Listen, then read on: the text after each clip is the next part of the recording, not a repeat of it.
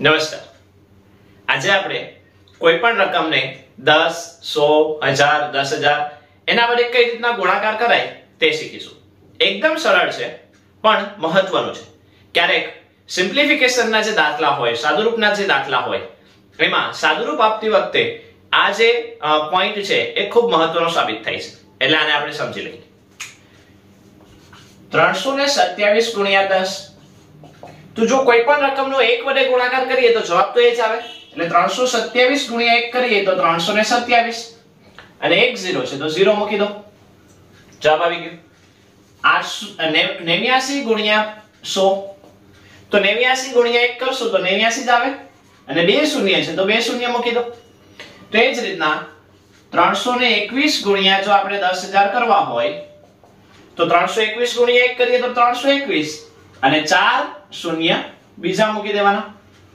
તો આવી રીતના જેટલા પણ શૂન્ય હોય જો એની સાથે 1 જોડાયેલો હોય તો જવાબ તો એ જ આવે અને શૂન્ય છે એટલે છેલ્લે મૂકી દેવાનો. બાય ચાન્સ જો આવી રીતના 2 હોત તો 42 ગુણ્યા 2000 તો 3 0 ના 3 0 આવશે, એને આપણે ટચ કરતા નથી.